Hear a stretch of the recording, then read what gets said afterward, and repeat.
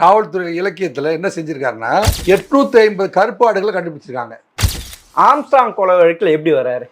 Armstrong கொலை வழக்குன்னு police இன்னும் சொல்லலையே. அதை கத்தியை எடுத்தவன் கத்தியில் தான் சாவான் அப்படிங்கிறதுக்கு இதெல்லாம் வந்து முன் உதாரணம்.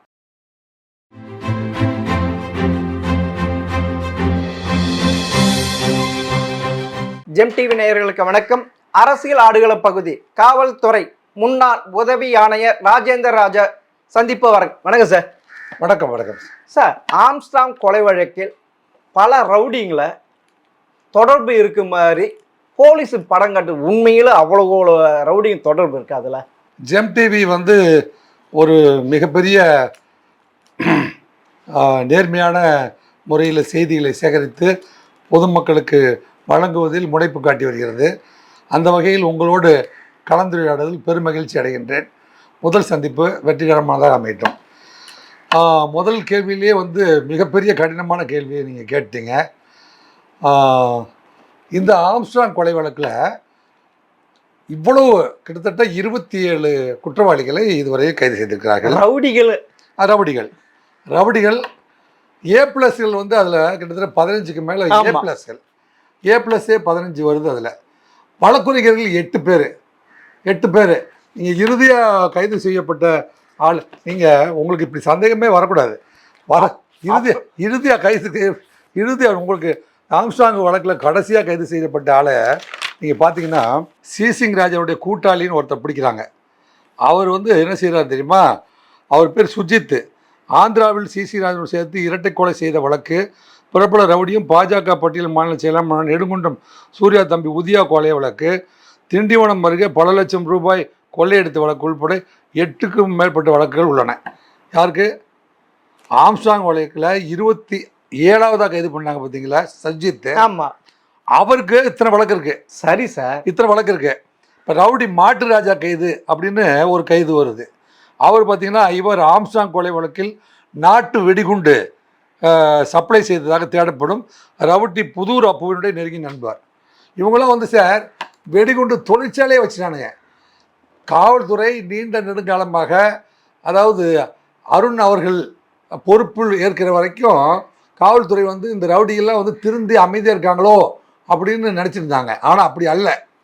முதலாக வந்து இவ்வளோ பேர் வந்து கள்ளத்துப்பாக்கிகளை வாங்கி வியாபாரம் செய்ததில் தூத்துக்குடி வந்து தலையாய இடமா ஹெட் குவார்ட்டர்ஸ் ஆகிப்போச்சு அப்படிங்கிறத கண்டுபிடிச்சதே வந்து இப்போ வந்திருக்கிற திரு டேவிட்சன் தேவ ஆசீர்வாதமும் திரு அருண் அவர்களும் வந்து தான் இந்த புள்ளி விவரங்களை சேகரித்து சொல்கிறாங்க. நீங்கள் எல்லாம் ஊடகத்துறையில் இருக்கவங்களாம் வந்து இவ்வளோ நாள் இவங்களாம் அமைதியாக ரவுடின்னா அவன் கொஞ்சம் கடுமையாக இருப்பான், கொஞ்சம் கோவப்பட்டு அடிப்பான் அப்படின்னு நினைக்கிறாங்க. அப்படி தான் கூட நீங்கள் பொதுமக்கள் நினச்சிட்டு இருக்கீங்க. அப்போனா காவல்துறை அவளை அஜாகத்தையாக இருந்திருக்கு. மக்களை முன்னால் அதை கிமு யாரு அருண் வருகைக்கு முன்பு, அருண் வருகைக்கு பின்பு அப்படி கூட சொல்லலாம். அப்படி சொல்ல அவர் சென்னை மாநகருக்கு பொறுப்பேற்றதுக்கு பின்பு தான் இவ்வளோ A+, இவ்வளோ சரி வழக்கு. இது வரைக்கும் நீங்கள் எத்தனையோ குற்ற வழக்குகளை பார்த்துருக்கீங்க.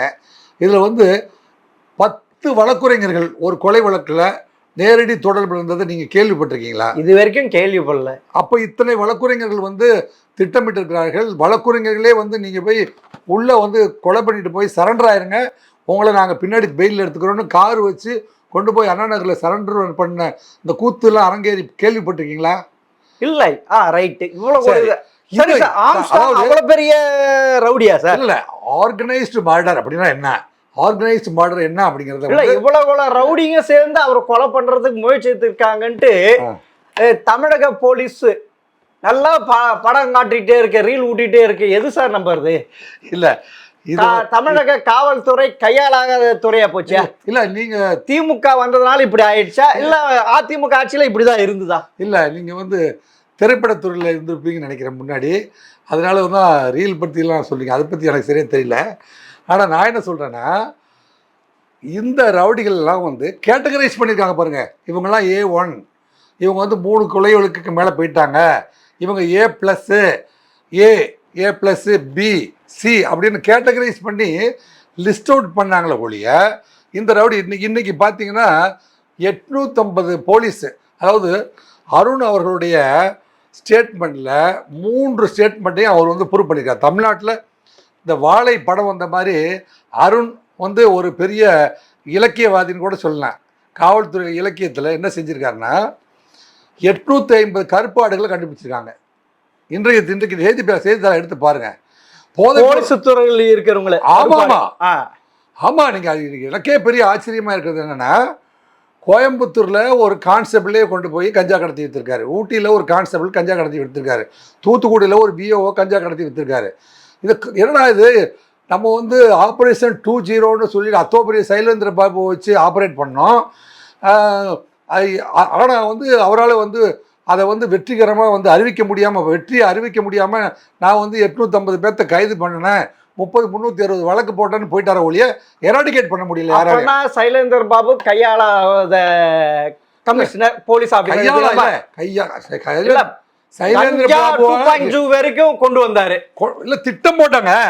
சரி, திட்டம் போட்டு திருடர கூட்டம் திருடிக்கொண்டே கையில இருக்கிறப்ப இந்த சைலேந்தர் பாபு வேடிக்கை பார்த்திருக்காரு. அவருக்கும் கையாளாத போலீஸ் ஆபீசர் தான். அப்படியெல்லாம் நீங்க குறைத்து மதிப்பிடக்கூடாது. இந்த கருப்பாடுகள், அதாவது துரோகிகள் உள்ளே இருந்ததுனால அவரால் அந்த இலக்கை எட்ட முடியலன்னு நீங்க அறிவார்ந்த நெறியாளர் நீங்க புரிந்து கொள்ள வேண்டும். அப்பனா சைலேந்தர் பாபுவை விட அருண் கமிஷனர் பெரிய போலீஸ் ஆபீசர் இல்ல. உங்க காவல்துறையில இவ்வளவு 830 கருப்பாடுகள் கண்டுபிடிச்சிருக்காருன்னா இது தமிழ்நாடு முழுமா இல்ல சென்னை கமிஷனர்? தமிழ்நாடு முழுவதும். இப்ப இந்த போதை பொருள் தமிழக போலீஸ் ஐஜிக்கு இது தெரியாதா? அவரு இது எப்படி இது பண்றாரு? சொல்றேன், அருணுக்கு முன்பு அருணுக்கு பின்பு இது சென்னை போலீஸ் கமிஷனர் தான். நான் கேட்கறது தமிழக போலீஸ் கமிஷன், அது வேற இல்ல. ஆமா, இப்ப இதுல 2 ஹீரோ.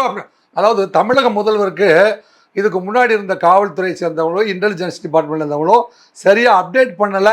கையாளாத ஆபீசர் அப்படின்னு வச்சுக்கலாம். கையாளாகாதுங்கிறது ஒரு கடுமையான வார்த்தையை பயன்படுத்த நான் கொஞ்சம் எம்ஃபில் வரைக்கும் படிச்சிருக்கேன். எனக்கு அப்படி சொல்ல வர நீங்களும் உதவி காவல்துறை அதிகாரிகள் நான் படிப்பு உயர் படிப்பு உங்களை நம்பிதான் நாங்க பொதுமக்கள் நடமாடுறோம். நீங்களே கையாளாத எங்களுக்கே பாதுகாப்பு இல்லாத, உங்களுக்கும் பாதுகாப்பு இல்லாத போயிருந்த கருப்பாடு இருக்குன்னு சொல்றீங்களா? அதாவது துறையில வந்து நேரடி எதிரிகளை வந்து போரிட்டு வெல்வது ரொம்ப ஈஸி.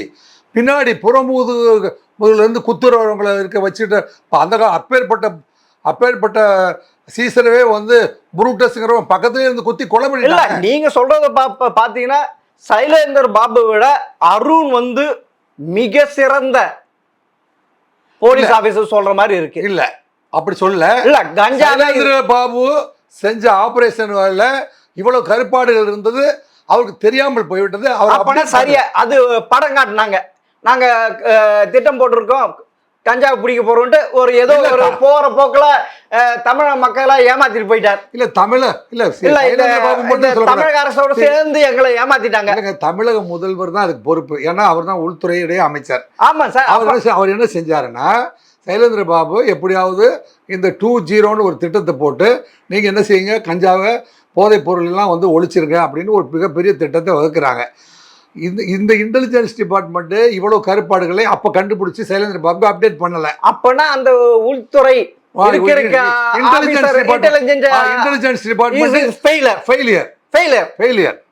இப்ப அருண் வந்த பிறகுதான் இது கொஞ்சம் உஷாராகி சென்னை கமிஷன் இதுல 850 தமிழ்நாட்டுல இன்னும் ஃபெயிலியரா தான் இருக்கு.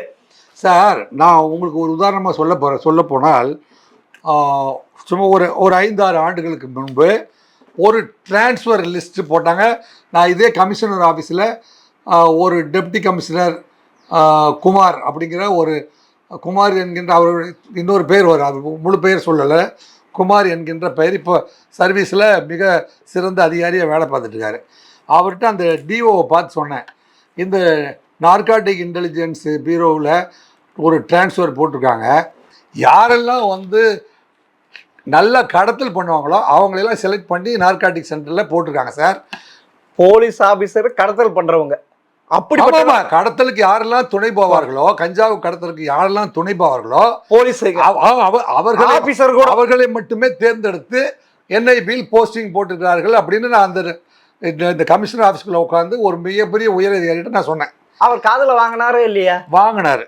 வாங்கிட்டு காதில் வாங்கி இந்த காதில் விட்டாரு. என்னங்க அவர் அதனால தான் வந்து அவங்க வந்து தடுக்கிறதுக்கு பதிலாக அவங்களே வந்து உற்பத்தி பண்ணிட்டு இருந்தாங்க. ஆமா, நல்லா தண்ணி ஊத்தி வளர்த்து விட்டு இப்ப சின்ன செடியா இருந்து புடிச்சு போட வந்து இப்ப ஆலமரமா விரிஞ்சு போச்சு. இப்ப அந்நேரத்தை பண்ணிட்டாங்க, இன்றைக்கு வெற்றி அடைஞ்சிட்டாங்க. 850 பேரையும் வந்து லிஸ்ட் அவுட் பண்ணி அத்தனை பேரையும் சஸ்பெண்ட் பண்ணலாமா, அல்லது எல்லாரையும் வந்து தண்ணி இல்லாத காட்டுக்கு அல்லது அதாவது முக்கியமற்ற பதவிகளுக்கு அவங்களெல்லாம் வந்து பணி மாற்றம் செஞ்சு பொறுப்புள்ள அதிகாரிகளை இனிமேல் போட்டு கூடிய சீக்கிரத்தில் வந்து அந்த போதைப் பொருட்களை ஒழித்து விட்டோம் என்கின்ற இலக்கை நோக்கி டேவிட்சன் தேவாசீர்வாதம் அவர்களும் அருண் அவர்களும் வெற்றிகரமாக பயணத்தை தொடங்கி இருக்கிறார்கள். அவருக்கு நான் வாழ்த்துக்களை தெரிவித்துக் கொள்கின்றேன். இன்றைக்கு பேப்பர்ல இன்னைக்கு காக்காதோபி பாலாஜியோடைய என்கவுண்டரோட சேர்த்து இந்த 850 கருப்பாடுகள் செய்தும் இன்னைக்கு வந்திருக்குது.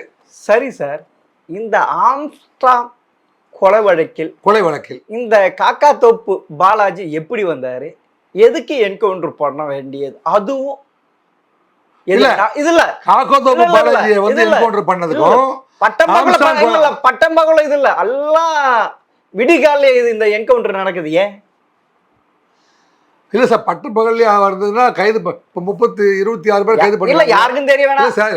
ஒரு டிராமாவை நடத்துறீங்க. இல்ல சார், 26 பேர் வந்து கைது செஞ்சாங்க இல்லையா, அப்போல்லாம் வந்து ஏதோ நடந்துச்சா? எப்போது இருட்டில் போகும்போது அப்படி நடந்துருது.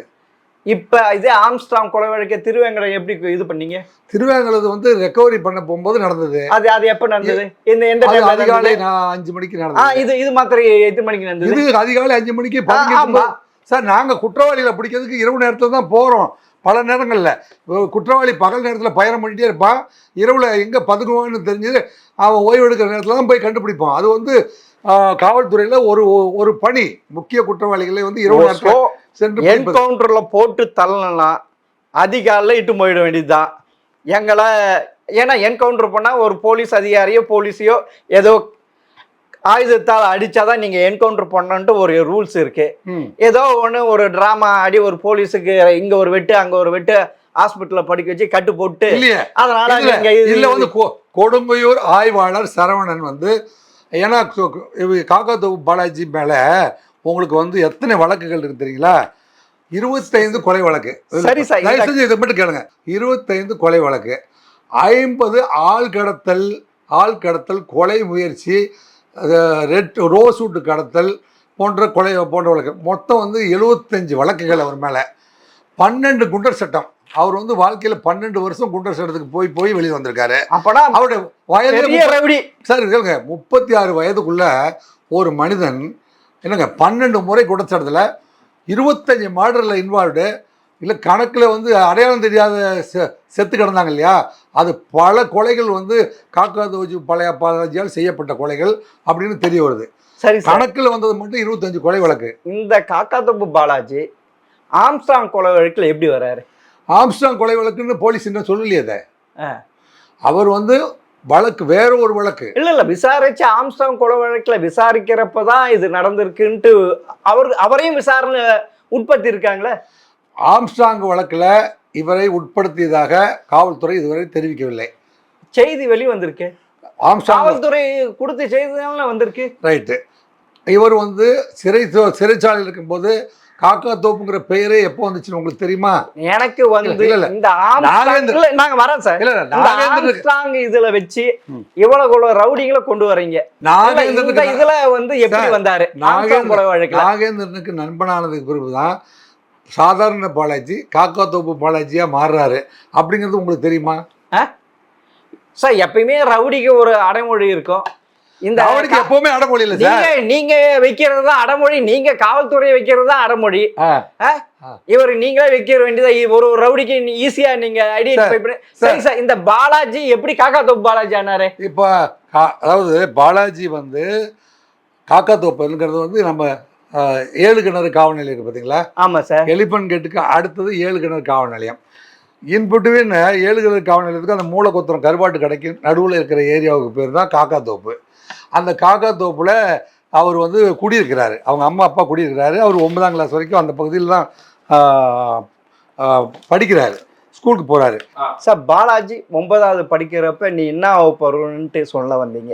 அது அதில் பாலாஜி வந்து இவங்களுடைய குடும்பம் பார்த்திங்கன்னா பாண்டிச்சேரியிலேருந்து இந்த காக்காத்தோப்பு பகுதிக்கு குடி வந்தவங்க.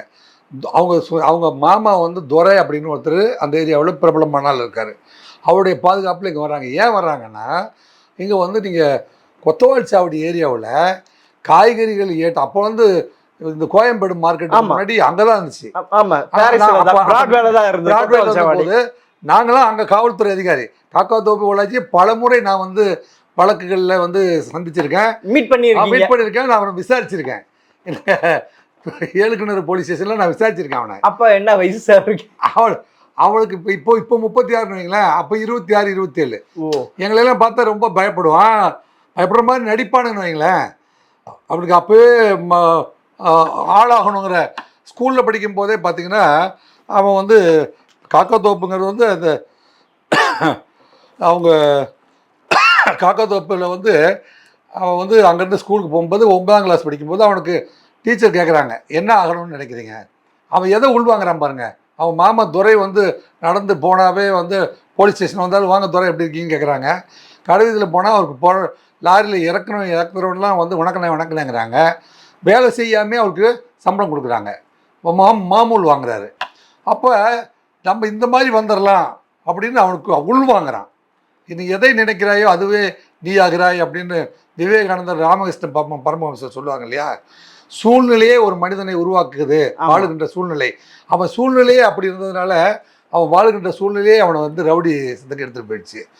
அவன் வந்து 9ஆம் கிளாஸ் படிக்கும்போதே படிப்பை நிறுத்திட்டு அங்கே நண்பர்கள் வந்து அந்த ஏரியாவில் வந்து யுவராஜ் இன்பராஜ்னு 2 பசங்க இருக்கானுங்க. அவனுங்க வந்து இந்த தெருவில் போகிறவங்களை சண்டை போடுறது, சின்ன சின்ன திருட்டுகள்லாம் பண்ணுறது, எனக்கு யாரையாவது மிரட்டி பறிக்கிறது, செல்ஃபோனை பிடிக்கிட்டு ஓடுறது, இந்த மாதிரி வழக்குகளெல்லாம் வந்து இந்த இன்பராஜ் யுவராஜ் எல்லாம் அவனுங்களோட நட்பு ஏற்படுது. நட்பு ஏற்பட்டு அந்த இடத்துல நம்மளும் ஒரு பிரபல ரவுடியாக ஆகணும் அப்படிங்கிற மாதிரி சின்ன சின்ன வழக்குகளெல்லாம் வாங்கி அப்பப்போ போலீஸ் ஸ்டேஷனில் கூட்டிகிட்டு போய் அவனை உட்கார வைக்கிறது. டேய் ஸ்கூலில் படிக்க ஏடா திருந்தி போடா அப்படின்னு சொல்லி தட்டி விட்டு மன்னிச்சு, அல்லது சில நேரத்தில் 75 MCP சொல்லுவாங்க, சாதாரண வழக்குகளை போட்டு அனுப்பி விட்டுருவாங்க. அப்போனா நீங்க தான் அவனை ரவுடியா உருவாக்கி சீரா சீர்திருத்த பள்ளி இருக்குல்ல, அங்க போட்டு அனுப்பிச்சிருக்கலாம்ல, அவன் திருந்தியாவது வந்திருப்பான்ல. இப்போ சீர்திருத்த பள்ளியிலே வந்து ஒரு நீங்கள் இதில் போய் பார்த்தீங்கன்னா புரட்சிவாகத்தில் 360 பசங்க இருக்கானுங்க. நாங்கள் அனுப்புகிறோம், அங்கேயும் அனுப்புகிறோம். எப்போ தவிர்க்க முடியாத சூழ்நிலை சின்ன வயதை சேர்ந்தவங்களாம் வந்து தட்டி கொடுத்து திருத்தி என்னங்க வழி நடத்துறது தான் வந்து ஒரு சரி ஒரு 9ஆவது 10ஆவது படிக்கிறவனே எந்த தமிழ்நாடு முழுவதுமே யாரும் வந்து உடனடியாக பாரி குற்றங்கள் செஞ்சால் தான் சிறைக்கு அனுப்புகிறாங்களோ இல்லையா. அது வரைக்கும் அவங்க அம்மா அப்பா கிட்ட சொல்லி உங்கள் பையனை இதோட திருந்திக்க சொல்லுங்கள், அவன் வந்து போகிற வழி சரியில்லை அப்படின்லாம் சொல்லி அனுப்புறது தான் நம்ம சமூகத்துடைய வழக்கம். அந்த மாதிரி இருக்கிற போது அந்த அறிவுரையெல்லாம் சிறிதுமே ஏற்புடையதாக எடுத்துக்கொள்ளாமல் இவன் வந்து தன்னிச்சையாக வளர்ந்த, அதாவது ஒருவருடைய அழிவிற்கு, அதாவது ஒரு செத்து போகிறான் பார்த்தீங்களா, இந்த கொலை உண்டு போகிறேன். அப்போ ஒரு ஃப்ரான்ஸை சேர்ந்த ஒரு அறிஞர் இன்வெஸ்டிகேஷன் ஜேர்னலிஸ்ட்டு என்ன சொல்கிறாருன்னா, இந்த victim is cause of the மர்டர்னு சொல்கிறாரு. Victim is the cause of the murder அப்படின்னு சொல்கிறாரு. விக்டிம் வந்து தன்னை கொலை செய்ய வேண்டும் என்கின்ற அளவிற்கு சூழ்நிலையை உருவாக்கிடுறான். அதுதான் வந்து அவனை கொல்ல வேண்டிய ஒரு சூழ்நிலையை உருவாக்கியிருக்குது. அப்படின்னா இன்றைக்கி வந்து 75 வழக்குகளையும் இவன் வெளியில் இருந்தாவே ஆபத்தானவனாக இருப்பான் அப்படின்னு நினைக்கிற அளவிற்கு ஒரு சூழ்நிலையை அவனே கிரியேட் பண்ணிக்கிறது தான் அவனுடைய அழிவுக்கு. கத்தியை எடுத்தவன் கத்தியில் தான் சாவான் அப்படிங்கிறதுக்கு இதெல்லாம் வந்து முன்னுதாரணம். அதாவது நியாயம் பேசுறது, நெறி பேசுறது, நெறியாளர்களாக இருந்து கேள்விகளை கேட்பதெல்லாம் வந்து சமூகத்தில் வந்து கலைப்பயிர்களை நோக்கி கேள்விகளை கேட்காதீங்க. விளைப்பயிர்களை நோக்கி கேள்விகளை கேட்டிங்கன்னு வைங்களேன், நாங்கள் வந்து உங்களை வாழ்த்தி வரவேற்போம். இதெல்லாம் கலைப்பயிர்கள். இவர்களை கையாளுகிற பொழுது இப்போ ஒரு 75 வழக்கு இருக்கிற ஒருத்தன் நீங்கள் ஒரு மாடர் பார்த்தா டபுள் மாடர் 2 தடவை பண்ணியிருக்கான். டபுள் மாடர் 2 தடவை பண்ணுறான். அந்த மாடர்லாம் போய் இவன் வந்து இந்த நாட்டு துப்பாக்கிகளை பயன்படுத்துகிறதும் வெடிகுண்டை வீசி எரியறதும் அது எப்போ, அதுக்கு முன்னாடி அவன் வந்து பல ஃபஸ்ட்டு வந்து இந்த முதல் கொலை பார்த்திங்கன்னா இங்கே வந்து ரவுடி தாமு அப்படின்னு ஒருத்தர் இருக்கார். அவருடைய தம்பி புஷ்பா, இது யுவராஜ்னு ஒருத்தர் இருக்கார். மூலக்கோத்திரத்தில் வந்து தாமுன்னு ஒரு ரவுடி இருக்கார். ஃபஸ்ட்டு மர்டர் எப்படின்னா மூலக்கோத்திரத்தில் தாமுன்னா அவர் ஒரு பேர் தாமுவோ பெரிய ரவுடி. அந்த ரவுடியோட தம்பியை போடுறான். அவர் புஷ்பா அப்படிங்கிறவன முதல்ல போட்டுட்டு யுவராஜ், இன்பராஜ் இவன் 3 பேர் சேர்ந்து அவனை போடுறாங்க. அப்போ தான் உள்ளே போனோடனே வந்து எந்த ஏரியா பையன்டா அப்படின்னு கேட்டோடனே இவன் வந்து காக்கா தோப்பு அப்படின்னு சொல்கிறான். அப்போ உள்ளே போனோடனே காக்கா தோப்பி பாலாஜியாக வெளியே வரான். அங்கே போயிட்டு வந்தோடனே மர்டர் பண்ணிட்டு வெளியே வந்தால் கெத்து வட சென்னையில். அது கொத்தவால் சாவடி இருக்கும்போதெல்லாம் ஒரு நாளைக்கு கிட்டத்தட்ட 25,000 50,000 ரூபா மாமூல் துறை கூட போனால் அந்த ஏரியாவில் வந்து நூற்றுக்கணக்கான லாரிகள் வருது பார்த்தீங்களா. இந்த லாரியில் ஏற்றுறதுக்கு இறக்குறதுலேருந்து அரியலூர்லேருந்தும் திருவண்ணாமலையிலேருந்தும் கூலி ஆட்கள் வந்து திண்ணையிலே படுத்து வந்துட்டு ஏற்றுவான் இறக்குவான். ஆனால் எந்த லாரியில் ஏற்றுறதுக்கு யாருக்கு ரைட்ஸ் இருக்குது அப்படிங்கிறத முடிவெடுக்கிறது இந்த மேஸ்திரிகள் தான். இந்த மேஸ்திரி வந்துட்டு நீங்கள் 6 பேர் சேர்ந்து இந்த லாரி இவனுக்கு மாமூல் கொடுக்கலன்னு வைங்க, அந்த லாரி வந்து 2 நாளைக்கு இறக்காமல் அங்கேயே நிற்கும். இவன் லாரியில் போய் ஏறி வேலை செய்ய முடியாது. இவனுடைய அனுமதி இல்லாமல் ஒரு கூலியால் போய் ஏறி இறக்க முடியாது. அந்த லாரி உள்ளே இறக்கிறதுக்கு அனுப்பணும்னாலும் இவன் பர்மிஷன் வேணும். அப்படி வந்து கிட்டத்தட்ட கொத்தவால் சாவடியில் வந்து 10 ரவுடிகள் வந்து ஏன் வட சென்னையில் அப்படின்னா அங்கே தான் வந்து இந்த அரிசி பருப்பு பாமாயில் வெளிநாட்டிலிருந்து வந்து ஹார்பரில் இறங்குற சரக்குகளை வந்து பர்மா பஜார் இறக்குதல் ஏற்றுதல் திருட்டு சீடி என்னங்க கள்ள மார்க்கெட் பிராண்டி அத்தனையுமே வந்து ஏற்றுறது இறக்குறது தள்ளு வண்டியில் வச்சு இடத்த விட்டு இடத்த மாற்றுறது. இதுக்கு வந்து இது எல்லாமே வந்து அண்டர்ஸ்டாண்டிங்கில் ஓடுறதுக்காக வந்து மாமூல் கொடுக்குறது. ராஜஸ்தான்லேருந்து வந்து கோதுமையை கொண்டாந்து இறக்குறது என்னங்க, அப்புறம் இப்போ பாமாயில் கொண்டு வந்து இறக்குறது என்னங்க, அத்தனையும் வளையல் பொட்டு சிமிக்கி தோடு தங்கம் அத்தனையும் வந்து கள்ளச்சந்தையில் இறக்குறது ஏற்றுறது அத்தனையுமே நீங்கள் எந்தெந்த அது ஆரம்பிக்கிறது பார்த்தீங்கன்னா ஜிஹெச்சிலேருந்து ஆரம்பித்து அப்படியே போய் எண்ணூரில் முடியும். ஸோ அதுக்கு பேர் தான் வடசென்னை.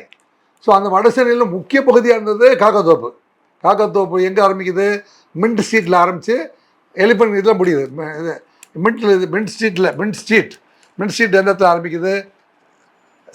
சென்ட்ரல் ஹாஸ்பிட்டல் இருக்குல்ல, ஹாஸ்பிட்டல்லேருந்து இதான் இந்தியாவிலே பிக்கஸ்ட் ஸ்ட்ரீட் எதுன்னு தெரியுமா உங்களுக்கு?